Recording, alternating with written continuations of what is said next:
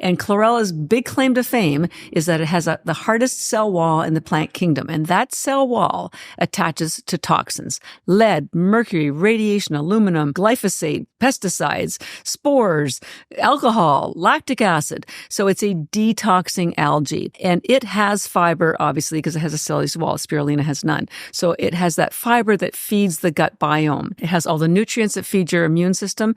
80% of your immune system is in your gut. So chlorella is a wellness detox gut healing algae. Spirulina is a nourishing, energizing mitochondria brain health algae.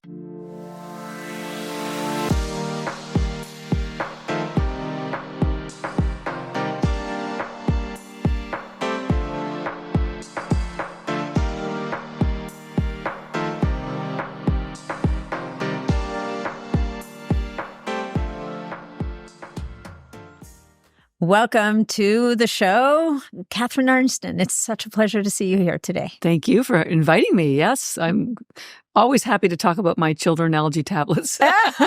They're like my children. They're like your children. The blue and the green. Yes. So, I know you've got a powerful story of your own. Yes. And although we're compressing our talks here to be really concise, I just thought we might take a couple of minutes just to share your own story because it's so powerful. Yes. How did I become an algae expert? Yeah, exactly. It is a very unusual. You're not the marine biologist that was fascinated by algae. Yeah. You have I was actually an MBA, corporate executive, no science training whatsoever, although I've educated myself so much about cell biology and algae. I'm now getting my PhD. So, congratulations. Yes, I'm hoping this year or next year. But so I tell people I didn't choose algae, it chose me. And the way it happened was I'm actually Canadian, although I've lived in the United States for... Nice to be sitting across the desk from the table from another Canadian. Where in Canada are you from? Toronto. Me too. Yeah. Well, no, I'm from Montreal, actually, but I live in Toronto. That's good. Yes. Well, so my family's still in Canada, and I have two sisters, and I'm very close to them. So 15 years ago, my younger sister, who I'm particularly close to, developed breast cancer.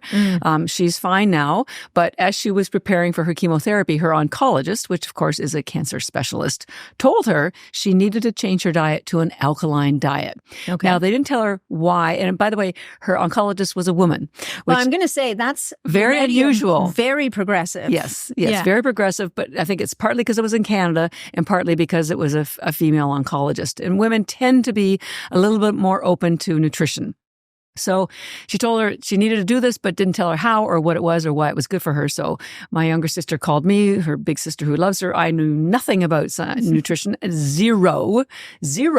But I'm a good researcher and I can find out anything. I said, we'll figure this out. And it turned out an alkaline diet was primarily a plant-based diet because of the chlorophyll and the phytonutrients that had been proven to build your immune system. And also, there was a discovery back in the 30s by a German scientist by the name of Otto Warburg, who won a Nobel Prize for his discovery that found out that cancer cannot exist in an alkaline environment. Your cells need to be slightly alkaline, which is 7.1. So I have to believe this is why my sister's oncologist wanted her to have an alkaline diet. Right. So I said, I'll help you. I did the research on plant-based nutrition, found great stuff for her, which led me to algae, which is the most alkaline food in the world. She completely healed. I was stunned by what I was learning. Nobody was talking about plant-based nutrition then, and certainly not algae. So 13 years ago, I decided I was going to devote my life to bringing algae to the world, where it's already the world outside of Asia, because in Asia, it's been taken daily for over 50 years. It's a multi-billion-dollar agricultural crop, bigger than the beef industry here. And the only trouble with algae is that nobody knows about it here. There's been poor quality, so it doesn't have the same efficacy that they have in Asia. So that's how I got into algae, was just to help my sister heal from breast cancer. And she did. And her life and mine were completely changed. I love it. That's amazing. So when you talk about an alkaline diet and you talk about algae, so can algae, and we're going to get into, because you have two different products in front of you. There's the chlorella, the spirulina. They're a little bit different. One's a blue algae, one's a green. And actually, they do completely different things in your body. Great. So they're more than a little. They're very different. Okay. Yeah. Can the algae help to like, because in Asia, let's say, even though they consume a lot of seaweed and algae, things like that, they also do consume some animal protein. Right. Does the algae help to kind of offset Yes. that animal protein essentially so that people can do that, the omnivore thing, if they choose to? Absolutely. And I'm not a vegan, and the great thing about algae is it goes with everything, whether you're a vegan, you're keto, you're carnivore, paleo. With paleo, it's all about eating ancestral. Algae was the first life on Earth for almost 4 billion years ago. Yeah, so we have to don't get any more ancestral than algae. If you're carnivore, a lot of people go carnivore because of the lectins and oxalates that can cause stomach damage. There are no lectins or oxalates in algae. Lectins and oxalates are in plants, and the plants have developed them evolutionarily to protect themselves from predators, bugs and animals, because they do the same thing. They hurt their stomach and cause them distress, so they keep away from the plants. But algae is a water-based organism, so it did not have to develop lectins or oxalates. So it's great for carnivores, great for paleo, clearly great for vegans. If you're low carb, low cal, there's 1 calorie per tablet, 40 vitamins and minerals, highest protein in the world. So whatever your dietary choice and lifestyle is, algae will fill any nutritional gaps. Yeah. And there are particular capabilities of some of the nutrients like superoxide dismutase and chlorophyll and the blue pigment in spirulina called phycocyanin that have healing properties that you don't want to miss, like kills cancer cells, stops heart disease, reduces inflammation, protects your telomeres. Yeah. So let's dive into that a little bit. Let's talk about set the roadmap, because we need to be concise. Yes. Let's talk about spirulina, and then let's talk about chlorella. Okay. And if you could indulge me, first I want to explain there's 2 main types of algae. Macroalgae, which you mentioned, is also known as seaweed. Okay. And seaweed, also known as delso kelp or kelp, is only from the sea. So and it has high fiber and iodine because it's from the ocean, but virtually zero nutrition. High fiber, zero nutrition. Interesting. Microalgae is completely opposite. Virtually no fiber. In fact, spirulina has 0 fiber because it's not even a plant, it's a bacteria. So microalgae, 0 fiber, highest concentration of nutrition in the world and found everywhere. Seaweed is only in the sea. So you either get high fiber, no nutrition from seaweed or macroalgae or microalgae. The reason why microalgae has so much concentrated nutrition, it's so tiny, it's called microalgae. You could get 1 million of these on the head of a pin. So you start to see, when you start to consolidate it into these tiny tablets, the concentration. And even NASA says 1 gram of algae has the same nutrition as 1,000 grams of vegetables. 1 to 1,000. And the United Nations has endorsed spirulina, which we'll talk about next, as the answer to world hunger because it has the highest concentration of protein in the world, 3 times protein as steak. So, and it's eco-friendly and sustainable. So it is the food of the future. People around the world know this. Better than bugs, absolutely. So anyways, I wanted that better than bugs. I wanted to set the stage that there's macroalgae and microalgae, and we're talking about microalgae. I love that.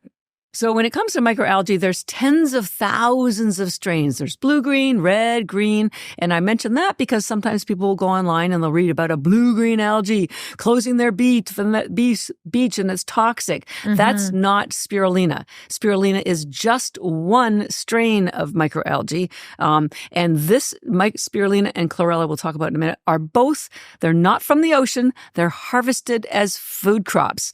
So yes, there's blue-green algae in the ocean, but we're not talking about spirulina. Spirulina is grown in fresh water. It's called hydroponically.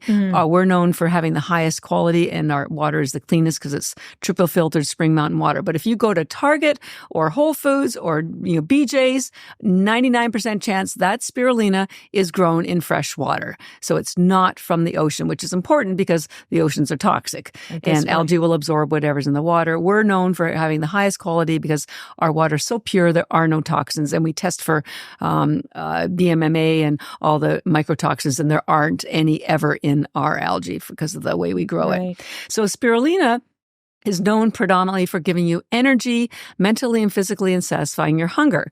And that's why we call our spirulina ENERGYbits, and it's packaged in blue because it's a blue-green algae. Now, the kind of energy you get is not like a stimulant. It's cellular energy. And this is really important to understand because stimulants are things like sugar and caffeine. And if you take them too close to bed, they'll keep you up because they're moving molecules quickly. That's not what happens with spirulina. Spirulina increases your ATP. This is at the cellular level. So you could take it if you wanted before bed, but we generally recommend you take it in the morning or the afternoon or before a workout because it gives you that cellular energy boost. Your focus will improve. Your hunger will be gone. You'll have physical energy. And the energy, I call it quiet energy because, again, it's not a stimulant. Stimulants will give you a burst of energy, like putting paper on a fire, and then you have a crash. Yeah. This is like putting a log on the fire. It's very steady.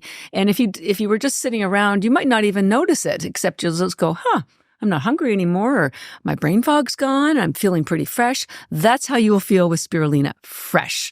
That's about it. But fresh enough to overperform if you're at work or driving or writing an exam or doing any kind of physical activity because it generates the energy at the cellular level. I love it. And so the other thing about spirulina, which, because hopefully we'll get to this in a minute, but I certainly don't want to miss it. Spirulina has 2 nutrients not found in any other food. Well, one of them is in chlorella, that protect your mitochondria. So that's why spirulina is also known as brain food because your brain has the highest mitochondria per cell. There's 2 million per cell. And what are those 2 nutrients? One is an antioxidant called superoxide dismutase. Yeah. Big mouthful of a word, also known as SOD. And what SOD does is that it stops neutralizes free radicals. Free radicals are produced as a byproduct of ATP. It's just the way it is. Yeah. And your mitochondria have their own DNA that are located right where the free radicals are. So they're constantly getting damaged, which is why they die quickly and they get mutated. So this superoxide dismutase has been proven. There's 25,000 studies proven that it neutralizes the free radicals and stops inflammation. So it's proven to stop Alzheimer's, heart disease, any kind of chronic illness. Proven. The problem is your body stops making superoxide dismutase for you after the age of 30. So after age 30, it plummets. And by 40, you have virtually none. So now your mitochondria are exposed and you can't really get it from any other food. So we're stuck. After the age of 40, our mitochondria are exposed, they're getting damaged, they're mutated, and this is what leads to aging and chronic disease. So because spirulina has the highest, at least ours, superoxide dismutase in the world, we can prevent that damage and restore the mitochondria. I have a question. So does the superoxide dismutase from the spirulina get into the cell, into the mitochondria, Yes. or do the reactive oxygen species leave the cell and the SOD deals with it outside the cell? It's inside the cell, and that's a great question because here's the cool, good news, bad news. Mitochondria are the only cells in your body with 2 membranes. All cells have a lipid membrane.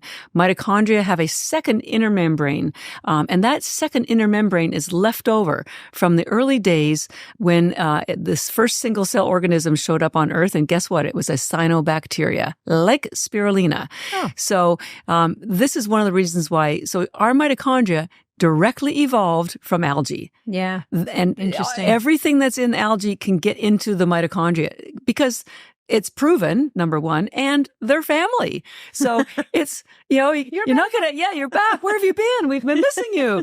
Get in here. Clean up your mess. So the superoxide dismutase gets into the inner membrane to stop that free radical damage. It neutralizes it and converts it to water. Beautiful. But here's the catch. Superoxide dismutase, in addition to being an antioxidant, is an enzyme. And virtually all the other algae companies except us that are lower priced, they have to use high heat to dry their algae because they need to get to market quickly so they can sell more. That high heat damages and deactivates the superoxide dismutase because it's an enzyme. So the only way to get active superoxide dismutase is from either us, or you could get it from frozen spirulina or fresh spirulina. Because again, they have not been exposed to heat. Those 2 options are expensive, messy, hard to find, expire quickly, so it's not a real practical option. However, that's why places like the Hippocrates Institute and the Gershon Institute always make sure their patients get live spirulina, because one of the reasons is because of the superoxide dismutase, which builds back the mitochondria health, so they can heal. So that's number one with why spirulina is so powerful. By the way, there's almost as much superoxide dismutase in the chlorella, not maybe about half, but spirulina is the number one. The number two nutrient that you need to know about in spirulina is the blue pigment, which is called phycocyanin. That's spelled Phycocyanin. You can Google it. Cyanine. Yes. Yes. No E on the end. Phycocyanin. Okay. That would be 9. Correct. There's no other place in the universe where this blue pigment exists in spirulina. And what's so important about phycocyanin? It's proven to kill cancer cells. Proven. You can Google phycocyanin and cancer treatments, and you'll see that the chemotherapy companies are already using it in their treatments. Why would you want chemotherapy when you can be killing your cancer cells at all times just by taking spirulina? But here's the catch again.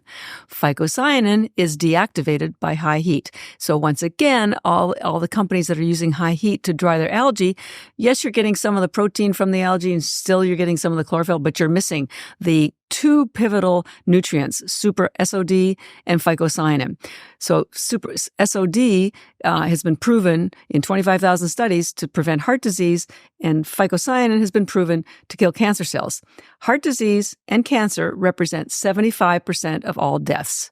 So you are missing the efficacy of those two critical nutrients if you get less expensive, less quality algae. Yeah. So, and the other cool thing about the phycocyanin, so what it does is it ejects the cytochrome C molecule if the cell is a cancerous cell or a senescent cell, and that's the pathway that kills the cell. But in a healthy cell, that phycocyanin detects that it's healthy, and it speeds up the process by which the cellular energy is created in the electron transport chain. So it ramps up ATP. It ramps. It's like getting into a Tesla. Nice. Rum. Okay. All right. So this is mitochondria health, energy, hunger, and brain health. Okay. That's So for spirulina took most of our time. Yes. Let's give chlorella a little bit of love here. I know his brother chlorella developed on Earth 1 billion years after spirulina, and it's equally powerful, but for different reasons. It has the highest chlorophyll in the world. Spirulina has the highest protein. The chlorophyll is very cleansing. It's a fat-based pigment. It heals your cell walls. It kills bacteria. And chlorella's big claim to fame is that it has the hardest cell wall in the plant kingdom. And that cell wall attaches to toxins: lead, mercury, radiation, aluminum, glyphosate, pesticides, spores, alcohol, lactic acid. So it's a detoxing algae. And it has fiber, obviously, because it has a cellulose wall. Spirulina has none. So it has that fiber that feeds the gut biome. It has all the nutrients that feed your immune system. 80% of your immune system is in your gut. So chlorella is a wellness, detox, gut healing algae. Spirulina is a nourishing, energizing, mitochondria, brain health algae. So they work together but they do completely different things. Okay, I have a question. So for chlorella, you will often see on packages that says cracked. Yes. Cracked membrane, cell wall chlorella. Yeah. Is your cracked cell wall? Yes. And does it need to be cracked? Because otherwise it's like inert, right? Yes. Is that so it? what happens is, first of all, the FDA has regulated all chlorella sold in America must be cracked cell wall. I assume that in Canada it's the same thing. Probably, yeah. And so even if it wasn't cracked, it would still attach to the toxins. But it's such a hard cell wall. Chlorella still has 40 vitamins and minerals in it. It still has 60% protein, but your body will not be able to access the nutrients if it's not cracked. Okay. Spirulina has zero cellulose wall. It's a bacteria. This is why it gets absorbed instantly if you chew it, because it goes sublingually, but only within minutes, even if you swallow it. Chlorella, even if it's cracked or when it's cracked, still will take a good full hour-ish, hour and a half to be fully absorbed. And if you don't believe me that it works, because it's a wellness algae, to see it really in action, if you ever drinking, you would take 30 of the chlorella tablets, and within an hour and a half you will be stone sober and you will never have a hangover, because it pulls your body converts the alcohol into toxins, and so the chlorella will pull it right out of your bloodstream within an hour and a half. It takes about 7 days to pull toxins out of your cells, and about anywhere from 1 to 6 months to pull it out of your organs. It's all about the density of the cell structure because your blood is so porous, it can get it out there very quickly. Okay. Well, this is amazing. I know. I know. So we need both. You do need How both. much okay. So in closing, I wanted to mention, your body goes through a detox repair cycle when you're sleeping. Yes. So you can take either one any time of day for, together, separate, with food, instead of food, but definitely take chlorella before bed because your body goes through a detox repair cycle when you're binding and removing. And definitely take spirulina in the morning or the afternoon whenever you're tired. If you're on a GLP-1, please take spirulina because this will prevent the muscle loss because of the high protein and it will still nourish your mitochondria. So in terms of quantity, because I think that was the next question, for a healthy person, just to improve your nourishment from the spirulina and improve your wellness from the chlorella, 10 tablets would be sufficient. A day? A day, yes. Of each. And just so you know, of each. There's no upper limit. There's no contraindications. It's food. We call them bits because they're bits of food. Our NHL players take 75 spirulina before a game and 75 to get them on the ice focused and fast. And they take 75 chlorella after a game to pull out the lactic acid because that too is for recovery for athletes as well. So 10 per day of each one would be sufficient. By the way, we sell them in large. The best value is our large bags. They sell for $130. We have a discount code for your audience. Yeah, I think they'll put it in the show notes. But even if you took, and so a bag has the same nutrition, using that quote from NASA, as 551 pounds of vegetables. One bag, 5. So if you took 10 tablets a day, first of all, it would last 3 months and cost you, drumroll, $1 a day. $1 a day to get your nourishment from the spirulina, $1 a day to pull out those toxins that are making you sick and preventing your cells to work properly. Now, that's if you're healthy and just want to up your game.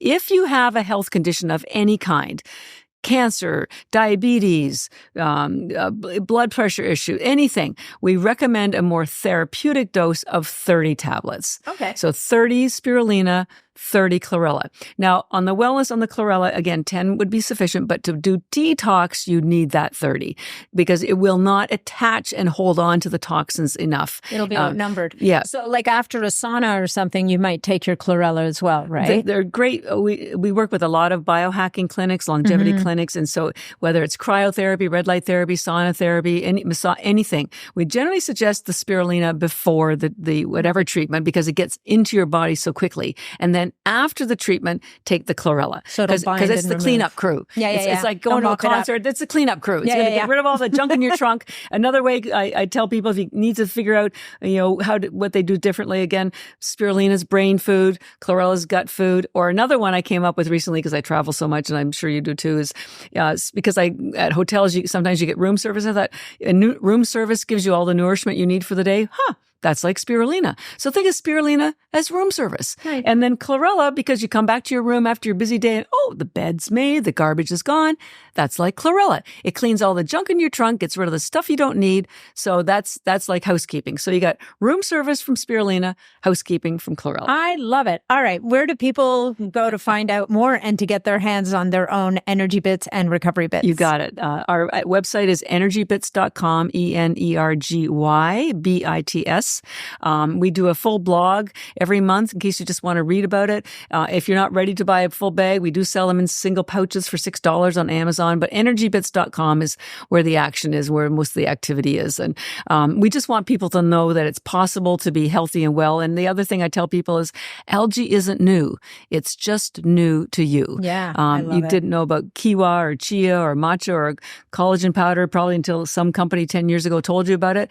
Algae's been around for 4 billion years. Yeah. So it's not new. It's just new to you. Yeah. No, and it's something that you said earlier, it's this nutrient dense without being energy dense food. So it gives you what your body really needs. Exactly. And then you can take care of the energy piece in another way. Yeah. So, well, it gives you the energy. It just doesn't give you No, I meant the energy, like the calories. Yes. Is what I was referring to. 1 calorie per tablet.